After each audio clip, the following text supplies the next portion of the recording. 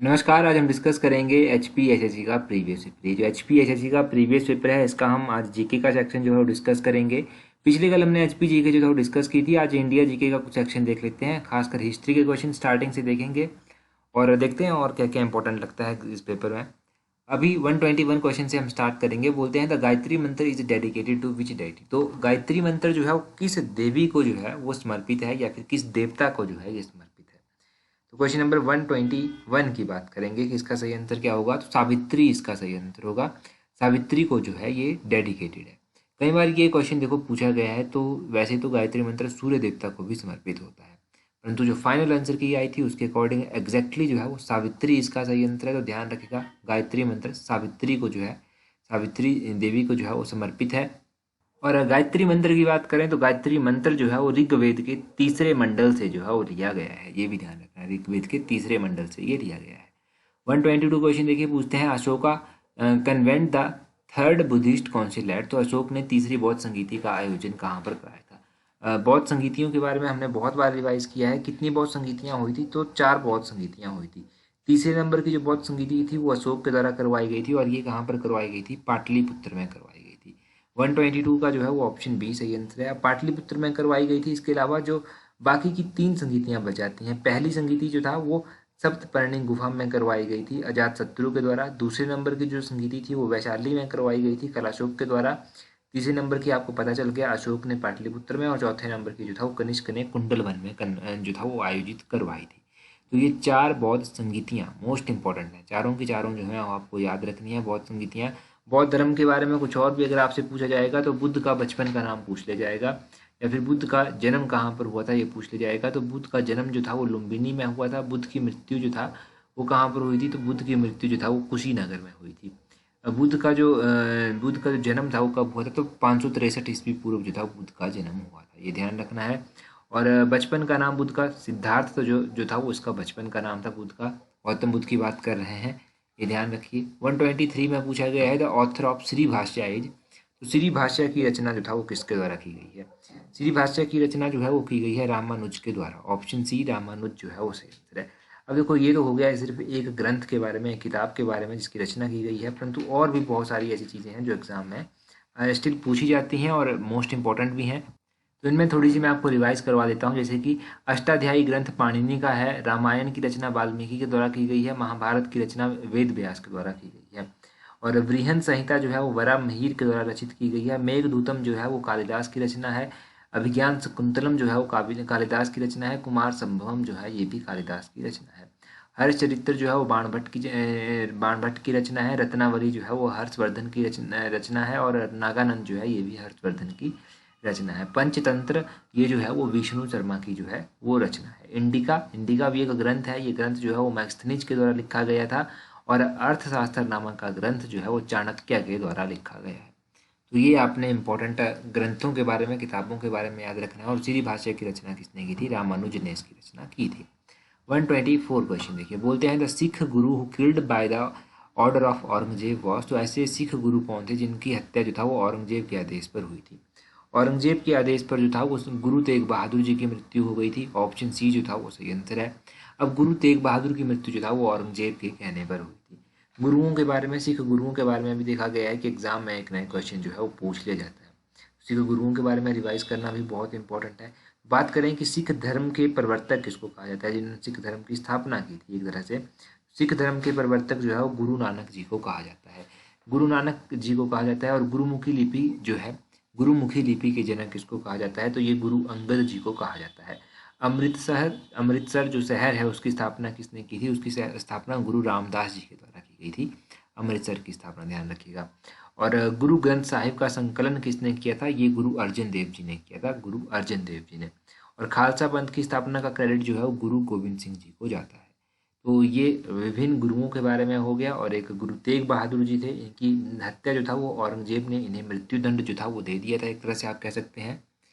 तो ये क्लियर हो गया। यहाँ से 125 क्वेश्चन देखिए, बोलते हैं the east India company receive the zamindari of 24 Parganas from. तो ईस्ट इंडिया कंपनी को 24 परगना की जमींदारी मिली थी। किससे मिली थी ये। अगर 125 क्वेश्चन का देखा जाए तो ये क्वेश्चन जरूर रिपीट होगा। ठीक है, रिपीट होगा क्वेश्चन किसी न किसी एग्जाम में, 100% श्योरिटी है इस बात की। मोस्ट इंपॉर्टेंट क्वेश्चन है। तो इसका सही आंसर होगा चांद साहिब। चांद साहिब ईस्ट इंडिया कंपनी को 24 परगना की जमींदारी जो था वो मिली थी चांद साहिब से। चांद साहिब का नाम याद रखना है। यहाँ से देखो, पहले तो मीर कासिम दिया गया है। मीर कासिम के बारे में आप जानिए, बैटल ऑफ बक्सर कब हुई थी? 1764 में ये बैटल ऑफ बक्सर हुई थी। बक्सर का युद्ध 1764 में हुआ था। किस किस के बीच में हुआ था?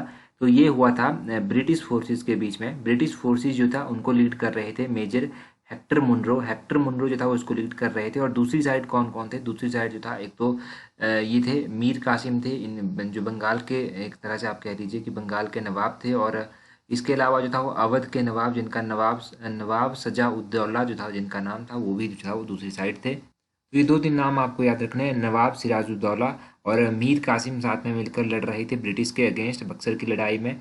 और बक्सर की लड़ाई के अलावा बैटल ऑफ प्लासी भी इंपॉर्टेंट है। कमेंट करके बता दीजिए कि बैटल ऑफ प्लासी जो था वो कब हुई थी, ये आप कमेंट करके बता दीजिए। अगला क्वेश्चन देखते हैं। बोलते हैं who was the first Muslim ruler to conquer South India? तो दक्षिण भारत को जीतने वाला प्रथम मुगल शासक कौन था? तो देखो, पहला मुस्लिम रूलर जिसने जो था वो साउथ इंडिया को कॉन्कर किया था, वो कौन था? उसका क्या नाम था? तो उसका नाम था आपका अलाउद्दीन खिलजी। अलाउद्दीन खिलजी ने जो था साउथ इंडिया को सबसे पहली बार कॉन्कर किया था। अलाउद्दीन खिलजी के बारे में अगर थोड़ा सा और जाना जाए, तो देखो, अलाउद्दीन खिलजी के बारे में पहला तो आप जानेंगे कि अलाउद्दीन खिलजी के समकालीन जो था वो अमीर खुसरो हुआ करते थे, ये ध्यान रखना है आपने। और मलिक काफूर एक एवल जनरल हुआ करता था अलाउद्दीन खिलजी का। मलिक काफूर का नाम भी आपने याद रखना है। तो ये दो क्वेश्चन अलाउद्दीन खिलजी के बारे में हो गए। और बात कर लें अगर औरंगजेब की, तो औरंगजेब के बारे में आपने अभी जाना। और अब बाबर की बात की जाए, तो बाबर के कार्यकाल के दौरान पानीपत की पहली लड़ाई हुई थी। और पानीपत के अलावा जो था वो इसके कार्यकाल के दौरान और भी लड़ाइयाँ हुई थी, जिनमें जो था वो खानवा का युद्ध आता था। ये राणा संघा और बाबर के बीच में 1527 को हुआ था। घाघरा की लड़ाई जो था 1529 में हुई थी। 1529 में ध्यान रखेगा कि ये हुई थी, इसी के कार्यकाल के दौरान हुई थी। और चंदेरी का युद्ध जो था वो भी इसी के कार्यकाल के दौरान 1528 में हुआ था। इसके बारे में भी आपको पता चल गया। तो ये आप दो तीन क्वेश्चन मिलते जुलते भी याद रखिए, ताकि एग्जाम में पूछे जाएं तो आपको पता तो होना चाहिए एटलीस्ट। आगे बोलते हैं सत्याग्रह आश्रम वॉज एस्टेब्लाइज्ड बाई। जो सत्याग्रह आश्रम था, इसकी स्थापना किसके द्वारा की गई थी? सत्याग्रह आश्रम की स्थापना ऑब्वियसली महात्मा गांधी जी ने ही की थी। ऑप्शन ए जो है वो सही आंसर है। तो महात्मा गांधी जी के बारे में और भी क्वेश्चन पूछे जाते हैं। महात्मा गांधी जी के बारे में पहला तो पूछ लिया जाता है कि चंपारण सत्याग्रह से सबसे पहली बार ये जुड़े थे। तो ये चंपारण सत्याग्रह जो था हुआ कब था? चंपारण सत्याग्रह की अगर एग्जैक्टली बात की जाए कि कब हुआ था, तो ये 1917 में हुआ था। उसके बाद अहमदाबाद मजदूर आंदोलन जो था वो 1918 में हुआ था। खेड़ा आंदोलन जो था वो भी 1918 में ही हुआ था। ये तो महात्मा गांधी जी के साथ जुड़े हुए आंदोलन है। एक चौरी चौरा की घटना हुई थी। चौरी चौरा की घटना जो था वो 1922 में हुई थी। 5 फरवरी 1922 में ये घटना जो था वो हुई थी। ये महात्मा गांधी जी के ऊपर जो था वो इसके बाद केस चला था, और उनको जो था वो 6 साल की सजा जो था वो सुनाई गई थी। ये ध्यान रखिएगा, कितने साल की सजा सुनाई गई थी? 6 साल की सजा सुनाई गई। और महात्मा गांधी, देखो, गांधी इन टीचिंग में भी ये क्वेश्चन डेफिनेटली आपकी हेल्प करेंगे। दांडी मार्च इनकी जो था वो कब शुरू हुई थी? 12 मार्च 1930 को जो था ये स्टार्ट हुई थी। और इन्होंने जो था वो नमक बनाकर कानून तोड़ा था 6 अप्रैल 1930 को। 6 अप्रैल 1930 तक जो था ये चला था। और इसके अलावा गांधी इरविन समझौता मोस्ट इंपॉर्टेंट है। गांधी इरविन समझौता जो था 1931 में। तो 1931 आपको ध्यान रखना है कि ये गांधी इरविन समझौता जो था वो हुआ था। और गांधी जी ने जो था वो सेकंड राउंड कॉन्फ्रेंस जो हुई थी उसमें उन्होंने भाग लिया था। द्वितीय जो गोलमेज सम्मेलन हुआ था उसमें गांधी जी ने भाग लिया था। जब भारत छोड़ो आंदोलन चला था, कब चला था? 1942 में चला था। इस दौरान गांधी जी के द्वारा एक नारा दिया गया था। वो कौन सा नारा था वो आपको कमेंट करके बताना है। कौन सा स्लोगन जो था वो उस दौरान महात्मा गांधी जी के द्वारा दिया गया था। अगला क्वेश्चन देखिए। बोलते हैं lotteries organised by the government of state comes under. तो लॉटरीज जो राज्य सरकार द्वारा आयोजित की जाती हैं, किसके अंतर्गत जो है वो आती हैं? ये लॉटरीज जो है वो स्टेट लिस्ट के तहत आती हैं। ऑप्शन बी जो है वो सही आंसर। अच्छा क्वेश्चन है। आज हमें लिस्ट के बारे में यहाँ से रिवाइज करने का एक मौका मिला है, तो ज़रूर रिवाइज करेंगे यहाँ से जितनी भी इंपॉर्टेंट लिस्टें हैं। तो स्टेट लिस्ट से जो है वो स्टार्ट करते हैं। आपको पता होना चाहिए 3 तरह की लिस्टें जो हैं वो होती हैं, एक यूनियन लिस्ट, एक कंकरेंट लिस्ट और एक स्टेट लिस्ट। तो स्टेट लिस्ट इसका आंसर है, तो स्टेट लिस्ट से ही स्टार्ट करेंगे। इसमें क्या क्या आता है? इसमें देखो, एक तो पब्लिक ऑर्डर आ जाता है, इसमें प्रिजन आ जाता है, लोकल गवर्नमेंट जो है वो इसमें आ जाता है, इसमें लाइब्रेरीज आ जाते हैं आपके, म्यूजियम इसमें आ जाते हैं आपके, इसमें आपके जो हैं जैसे फिशरीज हो गया वो भी इसमें आती हैं, इसमें आपके इंडस्ट्रीज हो गया वो भी स्टेट लिस्ट में आती हैं। इंडस्ट्रीज के अलावा जैसे कि और भी टैक्सेस हो गए, जैसे टैक्स जो व्हीकल्स के ऊपर लगता है, एनिमल्स के ऊपर कोई टैक्स लगाकर, वो भी जो है वो इसी लिस्ट में आता है। पेंशन जो आपकी होती है, स्टेट पेंशन जो आपकी होती है, वो भी स्टेट लिस्ट के तहत ही जो है वो काउंट की जाती है। स्टेट लिस्ट के अलावा अब यूनियन लिस्ट की बात करते हैं। यूनियन लिस्ट के अंदर बहुत सारी चीज़ें आती हैं, परंतु जो इंपॉर्टेंट है उनको एक बार रिवाइज कर लेते हैं। इसमें रेलवे आ गया आपका, बैंकिंग इसमें आ गया आपका, डिफेंस हो गया आपका, आपकी नेवी हो गया, डिफेंस में जो भी आ जाता है वैसे आपका, फॉरेन अफेयर्स हो गया, इसमें वार हो गया, पीस हो गया, नेशनल हाईवेज हो गया, पासपोर्ट हो गया, और बैंकिंग हो गया, पब्लिक डेप्ट हो गया, करेंसी हो गया, लोन्स हो गया, foreign loan specially, reserve bank of India हो गया। ये सब चीज़ें जो है वो कहाँ पर आती हैं, यूनियन लिस्ट में जो है वो आती हैं। और कन्फ्यूजन जो ज़्यादा होता है वो कंकरेंट लिस्ट में होता है। कंकरेंट लिस्ट में क्या क्या आता है, कंकरेंट लिस्ट में आपके फॉरेस्ट आ जाते हैं, कंकरेंट लिस्ट में आपकी एजुकेशन आ जाती है, कंकरेंट लिस्ट में जो है मैरिज आ जाता है, कंकरेंट लिस्ट में डाइवोर्स भी आता है।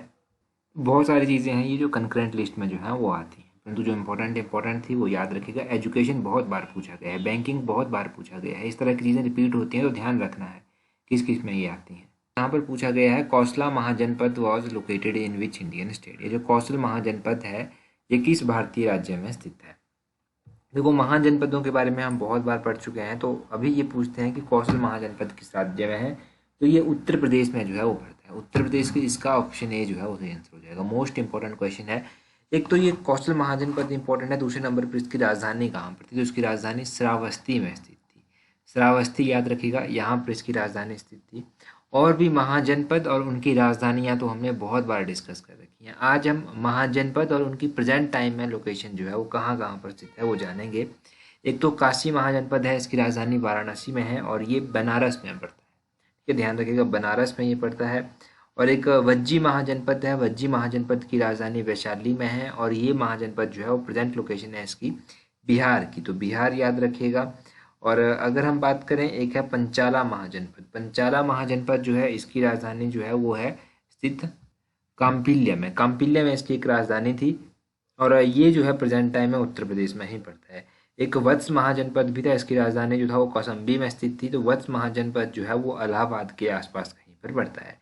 एक मत्स्य महाजनपद था, इसकी राजधानी जो था वो विराटनगर में स्थित थी और ये जयपुर में स्थित है। गंधार महाजनपद ये जो है वो तक्षशिला इसकी राजधानी थी और ये कहाँ पर पड़ता है, ये रावलपिंडी में पड़ता है। रावलपिंडी जो है, रावलपिंडी की बात करें तो ये पाकिस्तान में कहीं पर पड़ता है, पंजाब पाकिस्तान में, पंजाब का पाकिस्तान है। और ये इंपॉर्टेंट महाजनपद आप जान लिए, इनकी राजधानियाँ भी आपने जान ली। अगला 33 क्वेश्चन देखिए, यहाँ पर पूछते हैं विच दिल्ली सल्तनत स्टार्टेड द इक्ता सिस्टम। बहुत बार क्वेश्चन पूछा गया है और आगे भी डेफिनेटली पूछा जाएगा। इक्ता सिस्टम जो था वो किस दिल्ली सुल्तान के द्वारा स्टार्ट करवाया गया था।